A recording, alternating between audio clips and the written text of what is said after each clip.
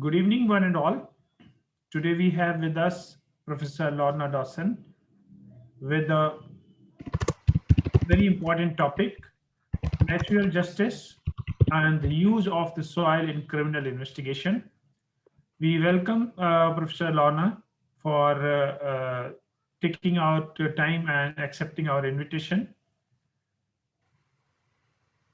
I request my co-host, Professor Dr. Pooja, to give the brief introduction about our today's speaker, Professor Lorna Dawson, who is a principal research scientist at the James Hutton Institutes, Scotland, UK.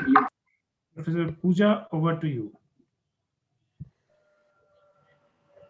Thank you so much, Professor Lorna, for joining us today. And the more I say about her, the less will it be. But still, just to have a formal introduction, I'll be briefing it in short. Professor Dawson is a principal research scientist at the James Hutton Institute, Aberdeen, Scotland, UK, where she is the head of the Soil Forensics Group and holds the qualifications of BSc Honours in Geography from Edinburgh University and PhD in Soil Science from Aberdeen University, 1984. She is a visiting professor in forensic science at the Robert Gordon University, a fellow of the British Society of Social Science, a chartered scientist, and holds an expert witness certificate in both criminal and civil law from Cardiff University 2011-12 and updated 2017.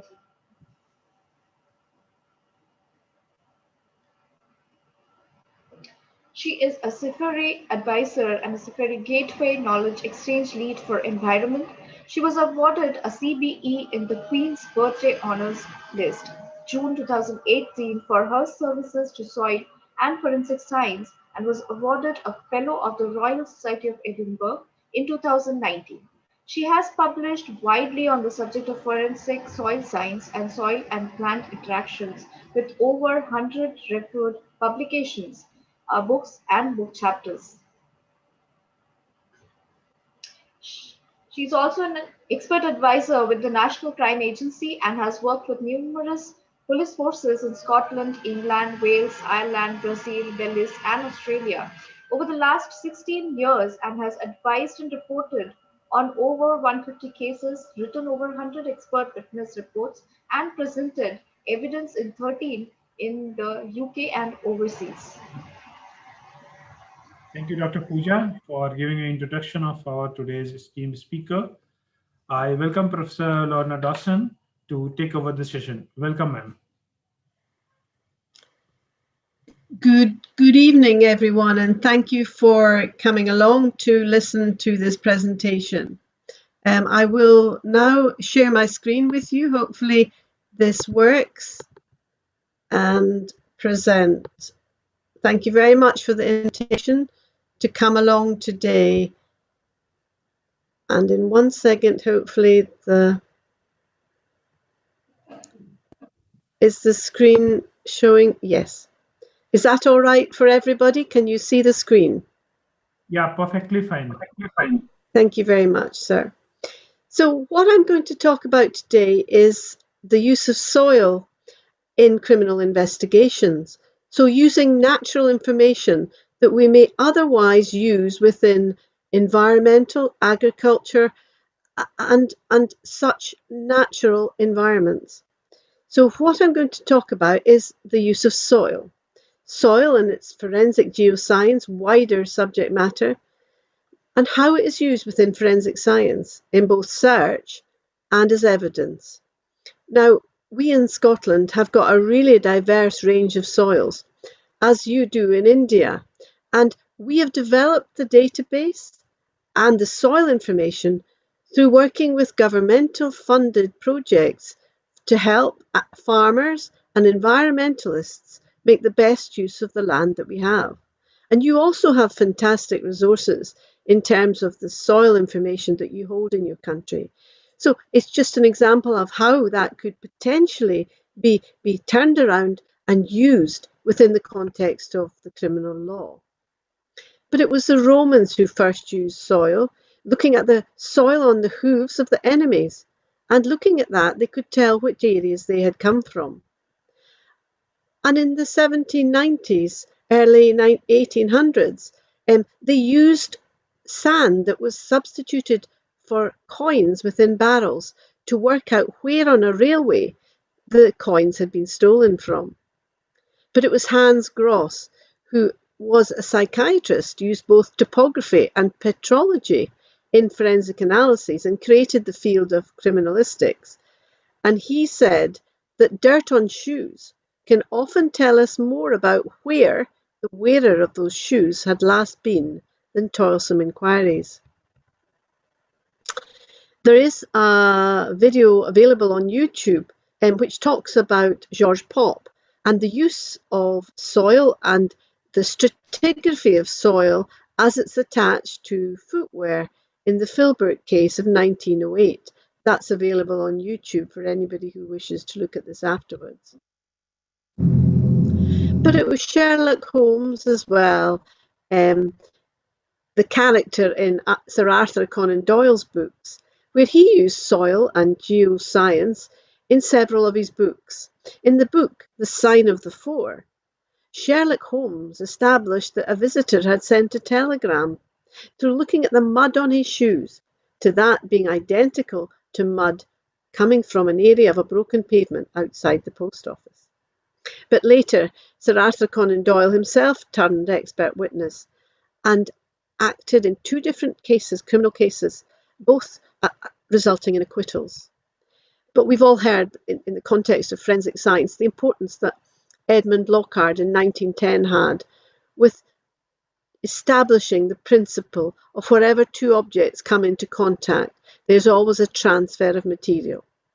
The methods of detection may not be sensitive enough to demonstrate this, and all the time we are developing new methods that increase the sensitivity. Nonetheless, the transfer has taken place. However, now in forensic science, it is not just enough to establish that a trace is present on an object, person, or item.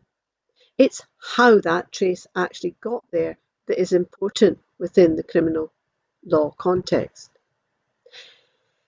He described soil particles as dust or dirt, but it includes blood, hair, fibres, soil, plant fragments, pollen, glass particles, anything that is in trace amount at a crime scene. But what is soil? Sir James Hutton said that we are to examine the construction of the present earth in order to understand the natural operations of time past. The information that is held within soil in physical, chemical and biological parameters help us ascertain where that soil came from and indeed characterize it so that we can use it to compare soil on a questioned item with soil at a crime scene. Edward Kellogg from the United States said that every soil has had its own history, like a river, a mountain, a forest, or any natural thing. Its present condition is due to the influences of many things and events of the past. So we can use that knowledge, that information that a soil holds in it, that gives us clues to help police in intelligence inquiries and also as evidence.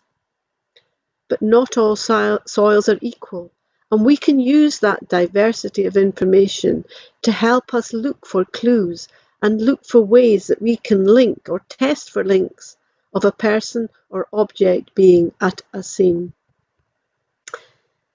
They're everyday trace materials. People have to walk, people have to drive, people have to move by foot. You come into contact with soil. It's unconsolidated. If it's wet, if it's clay, if it's got organic matter in it, it is readily transferable. We can use indicators in soil that tell us that a body in the top picture here has been moved from one location to another, because we find materials hidden within the black wrappings around the body that tell us that it wasn't there primarily, it was in another location. And indeed, in this case, we went to the other location and the soil that was in the layers of the black plastic bag were the same as that in the previous garden of the suspect. And clues from the vegetation, clues that time after death is one of the most difficult things to establish, but we can help build up the information base that helps the investigators work out when a crime was committed. We look at vehicles a lot, the mud on tyres, deposits, single deposits that are found, that very important. Soil from a brake pedal, that can tell us about a secondary transfer action. So somebody may have stood in a wood, get soil on the boot, stand on the pedal, and the soil transfers to the pedal. And that can tell us about where that person has been. Tools in the boot, like a spade, can tell us the last place that that spade was used to dig. But we can now work with tiny amounts of soil, splashes on trousers, tiny amounts under fingernails. They can be looked at. And also, we can stay one stage ahead. The bottom picture illustrates an example of material we recovered from the filter of a washing machine where someone had carried out a crime, had gone home and immediately washed their favourite trousers. But we could still look at the mineral component in that and compare that with the mineral component at the crime scene. But the main type of item, questioned item, that we look at will be footwear.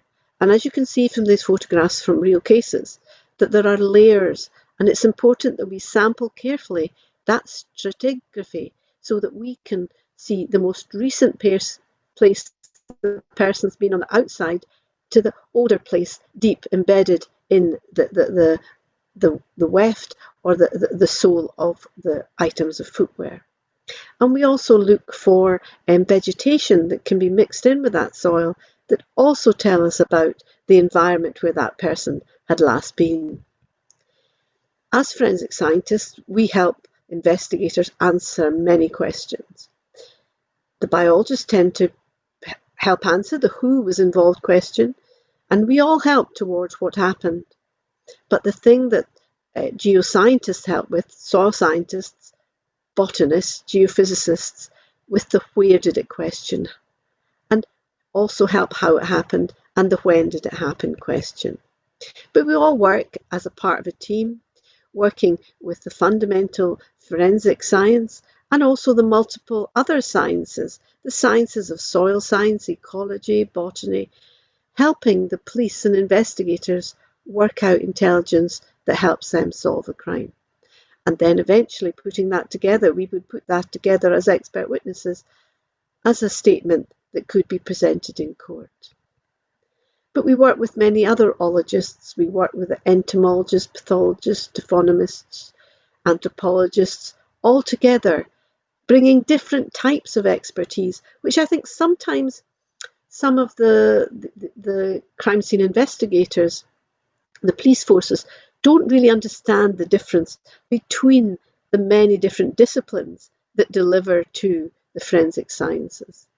But a forensic soil scientist helps both in search, providing clues as to where something or somebody may be buried, and testing the link between a person, an object, or a place.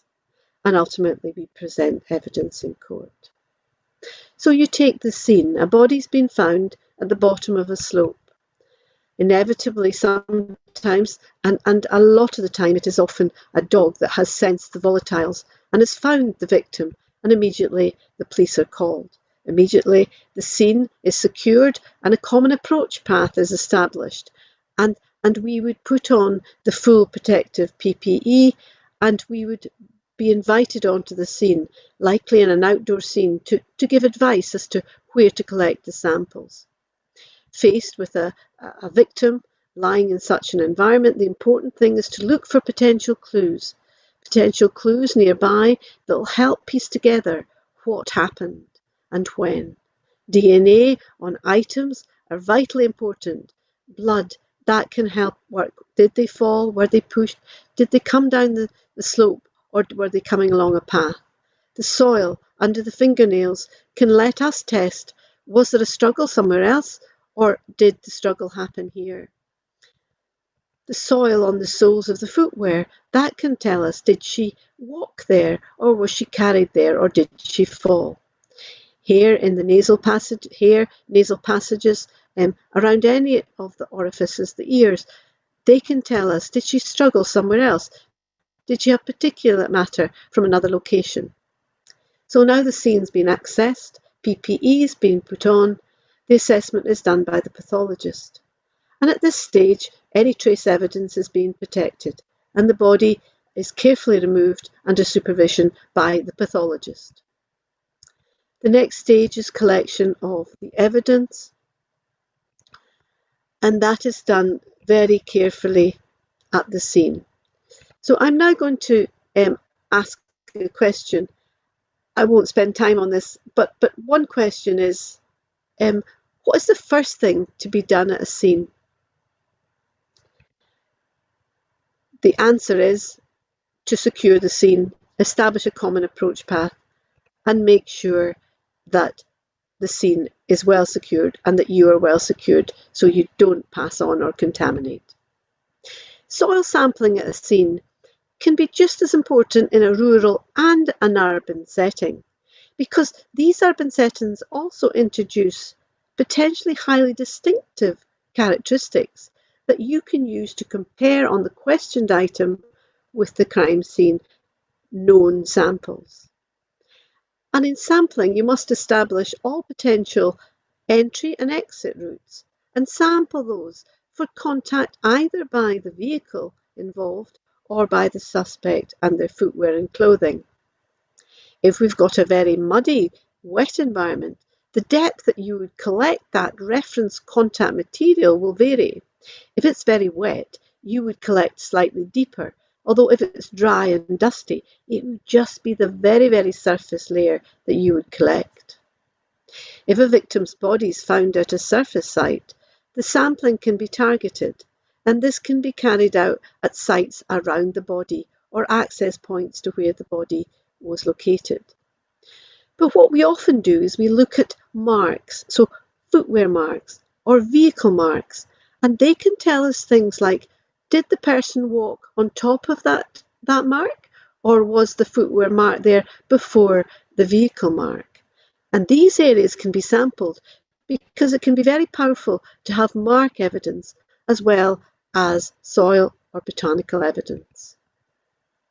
When you take a sample at a scene, photographs have to be taken, they have to be identified, recorded, they have to be given a unique identifier, a scale is used, and also the sample is carefully secured into an evidence bag with sterile equipment, secured into a bag, and exhibits packed to protect for chain of custody. And on receipt, the packaging is checked, and its sequence of names, signatures, and date must be completed. And as I said earlier, it's that information along with transfer into the scene from the shoe pattern, the shoe wear, the damage, debris from the soles, the soil, fibres, glass. All of that builds up a pattern of information that helps work out what happened. But transfer out of the scene, there can be blood on the uppers, the welt, the sole, fibres, and also material from the scene. Moving into the laboratory, it's now an interpretation of what caused the death, what caused the trauma, looking at the injuries.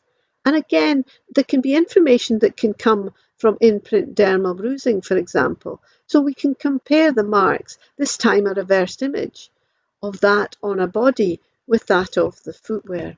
And here we see here the reversed image as a result of there being stamping on the body, on the skin. And clothing needs to be carefully examined, first of all for biology, and then also for fibre transfer potentially, blood fluid identification, and then comes the soil part. So after we are convinced and happy, and the examiner has carried out all the biological examinations and the fibre taping, then we would then carefully identify areas on the item of clothing that we would be interested in to look at. Where did the struggle happen? Where did they get the soil on their item of clothing from? Were there multiple locations of contact or a single position? And where did the occurrence, where did it take place? Here we've got, in the case of the body found on the slope that you saw earlier at the scene, we found a suspect who had been the last person that this victim had been seen with. So what we did was we looked at the items on the footwear, and this time finding things such as hair and fibre, and also the soil, which has both inorganic, organic, and also biological information in it. And we would use a range of different analytical methods depending on the case in question. Knowing soil has mineral material, organic material, water, and air, we can use any of those parts of a soil to characterize the soil. We tend to characterize the full organic profile because this tends to help discriminate at about a 10 centimetre scale. Microbiological characteristics vary at a much smaller scale, so we find that they are too variable, while inorganic characteristics such as mineralogy tend to vary at kilometre size scales. So it's important, depending on your own individual soil characteristics in your country, that you find the right method to characterise your soils. I'll give you a little example here of when you don't know what sort of question, what sort of case that you can apply your skills to. And here is one of animal cruelty, where there were suspects who had been attacking and severely injuring these animals. So what we sampled was pig feed, several areas at the compound where the pigs were kept. We were sent the suspect's footwear, where we looked at the soil, and it was very similar to the soil in the pen. But what was most important was actually the fecal material that we found on the suspect's footwear. And here we compared the feces from the pig pen with the feces that we recovered from the left trainer, the outer side of the upper. And we could identify these compounds, and we could show that it was pig feces and the pig had been fed on a soya-fed diet. Of course, one could also include the DNA. That's a much more expensive procedure. But we also found hair that matched that of the pig, and indeed the people confessed to the crime when they were shown our evidence. So number 2 question, which I'll just throw in now. What do you have to consider about multiple soil traces on the soles of footwear?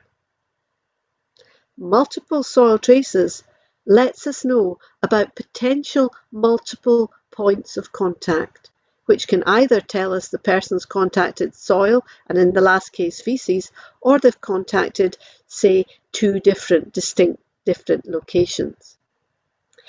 But so we get the soil from the footwear. We build into that using our geographical information system. So that's using the spatial information about soil and vegetation to work out where it came from. We've got valuable data sets that we can look at high resolution where that soil may have come from. We can get local level soil information at 100-metre scale differences. We've now developed mobile apps so that where you're at a particular location, you can see what type of characteristics are beneath your feet. But it's that information of soil, land use, geology that comes together with the police intelligence. Where was the person last seen? Where had they last used a mobile phone? Where did they last use a credit card? What's the maximum likely distance travelled? So all that is put together in this geographical information, where we query the information at the location. We can produce maps of reports. We can have level searches at a national or regional scale, or even at a local scale around a particular city. We were asked by BBC4, it's the One show, and again you can look for this on the internet. It was called Catching History's Criminal. The question was, where did the soil come from? We looked at it, we looked at the organic profile in it, and we looked at the mineral profile in it. Coupling it together, we could exclude the urban land. We knew it did not have urban characteristics. It was not a fibrous peat. It was not coniferous woodland, and it was not an arable soil. So we're excluding. And then at the point we can exclude information such as colour, pH, carbon content, all that analytical data. Plus we knew from the vegetation in it that it was a deciduous woodland. And then we build in accessibility. and we narrow it down to 3 potential areas that match those characteristics. And the presenter, when she ran the GIS model, and the area we found from the whole of Scotland, and all we knew came from Scotland, we found the area within 700 metres of where she had walked. Later it was done on the one show, and again you can see this. Again, it was a test, an ultimate test. Could we work out where they had? And in this case, we got within 500 metres. In this time, it was on the east coast of Scotland, where the presenter of the one show had. But back to this case that I'm talking about now, where we found the girl at the bottom of a slope. Then we took the material back to the lab and we were presented with the suspect footwear. We could see that he'd been to a car park recently. There was traces of hydrocarbons. So we knew it was parkways. We knew that it had a pH between 5.6 and 5.7. We knew it was a coniferous woodland. So we can gradually narrow down 3 areas on that road that we knew he had travelled. So you can see there's a combination of natural information and police intelligence. So when we ground truth went to these 3 locations on the ground, we could see that there was only one place that shared the distinctive characteristics of the multiple types of tree that was found at that location. And indeed, when we went there, we sampled the location. And here is, for example, 4 samples. The home address of the suspect. So you have to exclude, you have to consider the alternative proposition. Did he get the material from a home address? The Scots Pine Forest, where we found material that matched that on the sole of the footwear. You can see that in the second Petri dish. And the third site was at the deposition site at the top of the riverside, there on the end, those all having different characteristics. So we can see what happened. We looked at the soil from the fingernails, the foot, and what we could ascertain was the soil on the suspect's boot. It had soil that had come from the top of the slope where the girl was found. It also had material from the coniferous woodland, on where his shoes and where it matched the characteristics of where his car had been. When we looked at the victim's shoe on the foot, the girl who was found dead at the bottom of the slope, it had both material from the coniferous woodland that shared that from the suspect's foot. There was no material on her shoe that was of the location where she was found. We conclude she had not walked there, she had not stood there, but she'd been killed somewhere else and carried there. When we looked at her nails, the clippings of soil under her nails, her fingernails, we could also see that had the characteristics of the site where the suspect's shoe had been and where his vehicle had been. So this helps us put together the information in Lockhart's exchange principle. The victim, she had been at the scene in the coniferous woodland. The perpetrator had been at the scene in the coniferous woodland and at the top of the riverside scene where she was found. So it's just an example of putting together information that helped work out where did the soil come from. So the soil that was on the suspect's shoe had come from the coniferous woodland on the roadway where his car had been seen. Evaluative. Did that soil come from the crime scene? So the soil on the victim's boots did not come from the scene where she was found, but it also came from the same location that the victim and the suspect had both been when he killed her. So you can see that soil forensic science as a natural science can deliver both to investigation and intelligence, provided we use the comprehensive database of information that helps us inform the observation of the soil coming from there by excluding and narrowing down and identifying areas that have common characteristics, and then prioritizing search. And also the other side is evidential, evaluative. So by using an appropriate combination of methods, and comparing with case-relevant population of soils, we can help the police work out what happened and help the courts decide, did the person walk there? Or did they, in fact, the alternative, did they get the soil from walking at their home location or some other allied location? And being aware and being honest about uncertainty, because we must always consider, despite there being a match between a soil on an item and soil at a scene, we always have to consider where else could that soil have come from. It's not just about comparing trace evidence from a questioned sample with a known sample, but are there other known samples that might equally have been the source of that trace evidence? And we must have that. We must have that consideration because our duty is to the courts. So the last question here is, if you consider what are the 3 points of Lockhart's exchange triangle: the crime scene, the victim, and the suspect, and how do they relate? And we as forensic geoscientists can help look at the level of source information with occasional activity level. So it's important that we, as forensic scientists, can communicate our science. Communicate that science so that the jury can understand it. And try and dispel the CSI effect. We work with care, caution and clarity. Never rushing things. It is not important. We must protect the scene. We must protect ourselves from the scene. And there never will be certainty. There never will be 100% match. But we must be able to voice that uncertainty so that it's understood.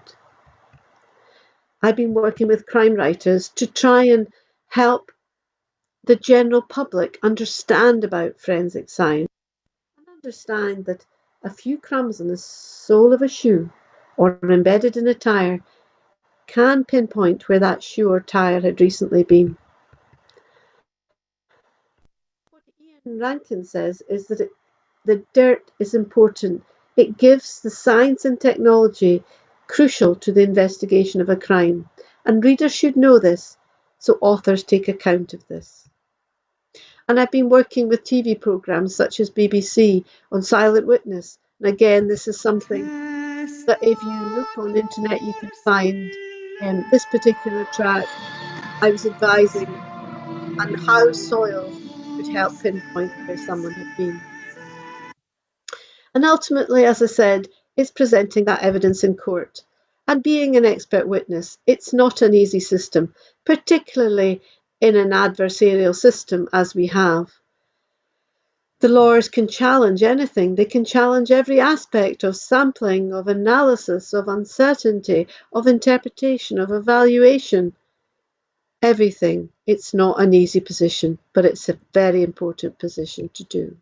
And in that court, for that reason, we've been working with faculty of advocates and recreating a real scene as based on a real case written by writer, but acted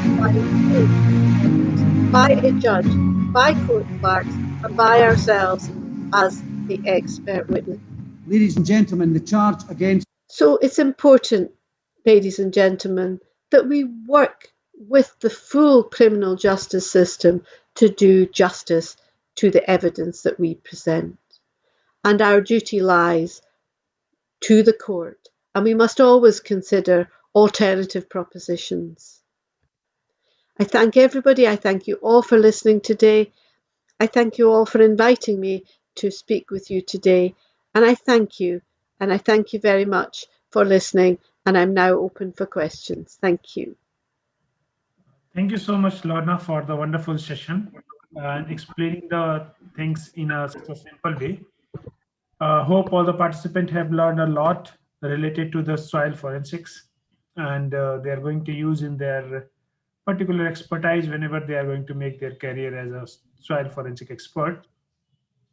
Here we have a few questions. So I'm going to take one by one. First question, Okay. is there any specific forensic data available for soil? Database available for soil? The data, sorry, can you just clarify what data they mean? They mean, have you ever have any database related to the type of soil, related to different geographical area, or any such There, database there, available? there are databases available, and what we've done in Scotland and the United Kingdom is build up um, a reference database so that it's surface soil for criminal investigations for contact soil. And for burials, we then use the soil profiles, which is more from the agricultural pedological databases. So I think as you develop this principle in India, in your own country, one must look at what data is currently available, um, what resolution that data is available, and what sort of data there is. So, what has been measured? Is it pH? Is it color? Is it NPK? Is it calcium, magnesium? What attributes have been measured? Because that's your starting point for search. What information do you currently have around which areas? And build on that, eventually building up an even more relevant database for you. Yeah. So particularly, another question related to this, we want to ask that as we are considering the surface soil for particularly in such kind of investigation, what happen if a criminal crime occurs and surface soil will, blow by the rain, or it will be if the crime scene identify after some time and some vegetations grow over there. That's a very good question. And for a particular scenario, if you think back to the filter in the washing machine, now that wasn't an ideal soil sample we got because it had been altered by time, by processes. And equally in the environment, the soil that's left behind can be infected by rain, other pollen falling, vegetation falling, being blown away. So if you've got a matter of months, say, between you go back to the crime scene and you find the victim, then you consider looking at resistant compounds, so materials that wouldn't change over time, such as metals. They tend to be fairly stable within an environment. The longer chain alkanes are fairly stable through long time periods. Don't go for the bacteria, don't go for the fungi, don't go for the pollen because those can change very quickly and they can be affected by wind, by rain, etc. So go for target the characteristics of the soil that would not change over that time period that you're looking at. Very good. So, as we all know that, as you already explained, that how the soil can be useful for the identification of the person and linking the person from the scene of the crime. Can we use the dust particle also for the same purpose? Yes, dust can be used, although with dust, as you're aware, you've got a much smaller sample to handle. So you're going to be restricted with the techniques that can be used on dust. However, there are really rapidly arising eDNA approaches, which can tell us about the full profile of everything in that sample very rapidly. But we get so much information, we've got so much data. The question now is, how do we narrow down that vast amount of information to really give us the information that will help us link that material to where that had come from? And also, swabs on the skin. Can we tell about the environment that someone's been in as well by taking a sample, say, of the skin and doing eDNA on the skin? I have seen that done where you can target that someone's been next to an aquatic environment where they've denied it. So yes, there's a lot of exciting opportunities in the use of eDNA in such examples as dust. But we can also at the moment look at dust using scanning and electron microscopy, and that can tell us a lot about, well, there are little bits of metal fragments. We can tell about the elemental profile. We can tell about the grain size, the grain indentations to know whether the material there has come from, say, a volcanic area or a glaciated area. There is always something you can tell by looking at a sample. Great. Another question we have, is there any particular time period under which we need to collect the soil sample? Well, to follow on from your previous question about being aware of any time intervals between when a crime committed and when a suspect was identified, obviously, the longer a time interval between the crime occurring and you collecting both the material at the scene and the material from the suspect, the longer time, the more uncertainty you will have. However, I have worked on cold cases from 40 years ago, and we can still get a result. Provided we use the appropriate methods, we can still get comparability and use that in the context of whether that sample came from that location or some other location. So yes, we still can use these same techniques after a long period of time. But having said that, the sooner that a suspect can be identified, the more likely you are to get the strongest evidential value. Yeah, absolutely true. Last question I like to take. As you discussed about the cold cases, like old cases also you have solved and you use the soil forensic. Which is the most difficult or the interesting or the challenging case of your career? Well, one of the most, I think, enigmatic and important, it was in the World's End case, and you can Google it. I'll type it in the chat box.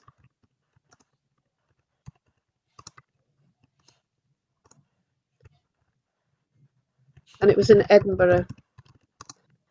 And it was a case of, while I was a student in Edinburgh in the late 1970s, there were two girls killed when they were out for a night out. And I just started university, and we were terrified. The whole city of Edinburgh was terrified by the fact that there were no suspects identified, and no one came to light until about 30 years after that, when an adventitious hit on the DNA database identified the DNA of Angus Sinclair with the DNA on one of the suspects, one of the victims in this particular horrendous double murder.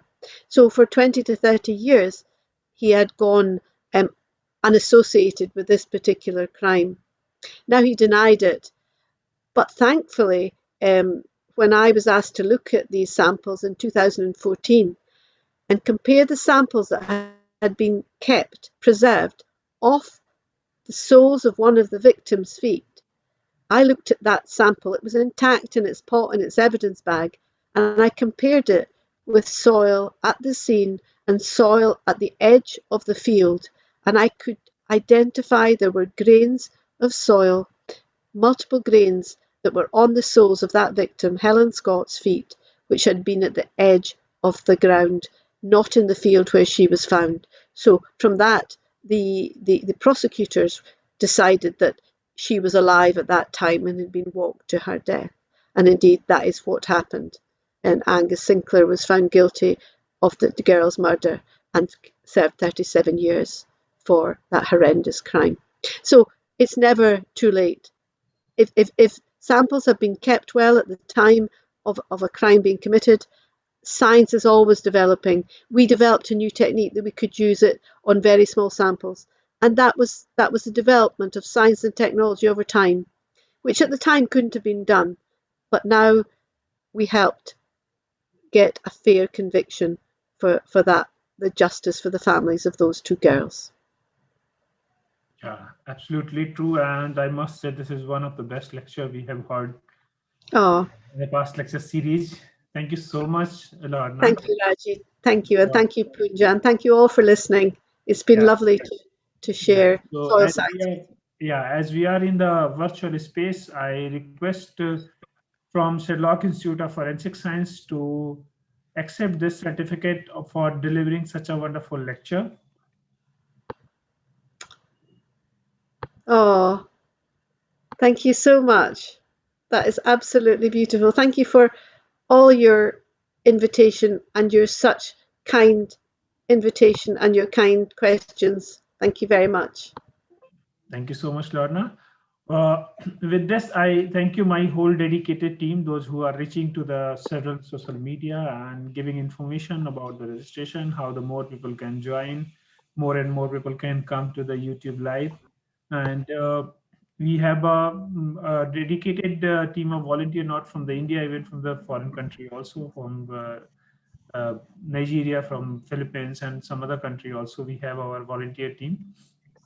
Thank you all the volunteers for reaching more and more people.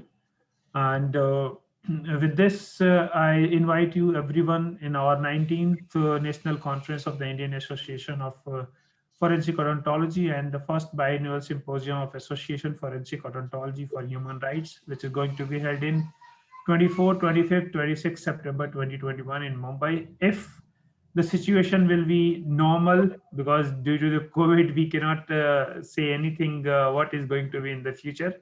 So the main topic of the rescue dignity and the right of the dead. So this is all for the today's session. I thank you everyone for joining us. I thank you all my team, and will as we are conducting this lecture on every Sunday. So soon we're going to give the information about our next lecture. Thank you, Lorna. I request my co-host, Dr. Pooja, to give vote of thanks to our esteemed speaker. Dr. Pooja, over to you. The first thanks is due to you, sir, for taking this initiative of starting this international lecture series. It is because of you that we are getting so many good speakers, and they get to share their knowledge with us. And definitely, my thanks is due to Lorna for coming with us. And I know the time difference is there, but still, you were so enthusiastic and so jovial in sharing your knowledge with us. And the case that you discussed, that was actually fantabulous. And we just try to miss the basic things, like you said, the Locard's principle. But that is what on based on what the entire science is there, the soil science. So that was really very grateful to you that you joined us. Thank you. And we definitely look forward for a greater association with you. Thank you very much, and thank you for your hospitality. I only wish I could share with you in your beautiful country, but one day maybe. Thank you very Pleasure is much. all on our part. Thank you.